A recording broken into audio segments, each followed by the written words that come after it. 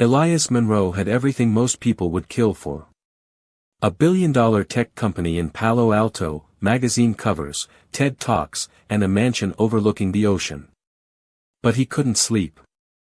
He had spent 12 years building spacecraft engines for a future on Mars, and in the process, he lost the only person who ever made him feel human, Maya. On the night his company stock hit its highest value, he stared at his celebration party from the rooftop. And felt nothing. Just emptiness that he booked a ticket to Iceland. No security, no assistance, no plan. He just left. The village he reached had only 312 people. Cold wind scraped his face as if welcoming him to punishment. Locals kept warning him. This land listens. But it asks something back. Elias ignored them. He wanted silence, anything to erase the memory of Maya walking out, whispering, "You love the stars more than the people under them."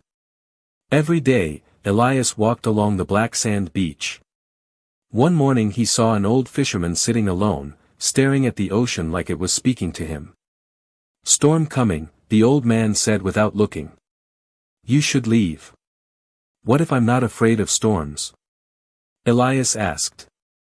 The fisherman finally turned. His blue eyes looked far too young for his wrinkled face. "Everyone fears storms," he replied. "Some just hide it better." They drank coffee inside a tiny wooden hut. The man pointed to the mountains and whispered, "Up there. I once heard the universe speak."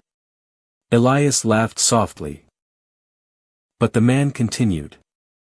"If you go, you won't return the same." That sentence haunted him all night. The next morning, Elias bought rope, gloves, and crampons that he found the fisherman waiting outside his door. "You're coming?" Elias asked. "I've been waiting," he said.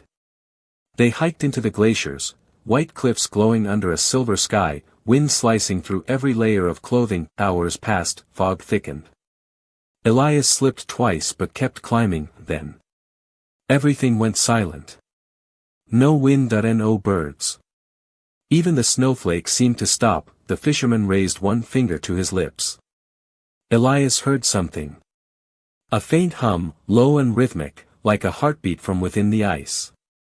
"What is that?" Elias whispered. The fisherman didn't answer. The hum became louder, and louder, until the ice beneath Elias cracked. The ground opened beneath him. He plunged into darkness. Slamming against jagged walls, spinning, gasping as ice cut his skin. He hit the bottom hard.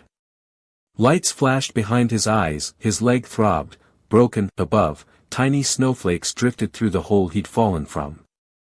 He screamed for help. No answer. Minutes passed. His breath turned to smoke. His body went numb. That he thought of Maya, her laugh, her warm hands, the way she looked back at him before leaving. He whispered, "I'm sorry." His eyes closed. Then a rope dropped. The fisherman's voice echoed, "You're not done yet." He tied the rope around Elias, pulling with impossible strength. Just as Elias reached the top, the ice behind the fisherman shattered. The old man slipped and disappeared into the darkness. Elias screamed. "No!" But it was too late. Elias crawled for hours, delirious.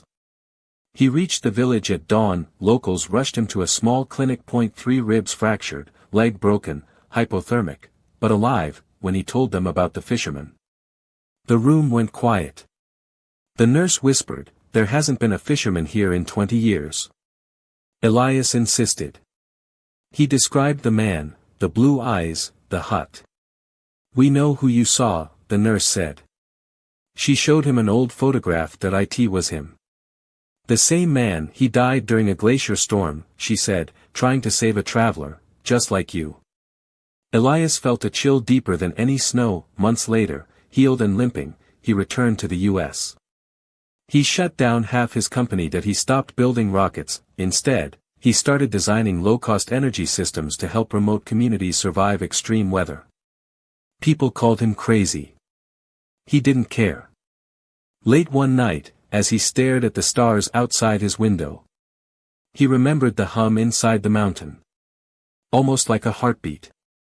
He whispered, "I hear you." And for the first time in years, he smiled. You don't need to leave Earth to find the universe. Sometimes the greatest discoveries are inside us. Please like and subscribe.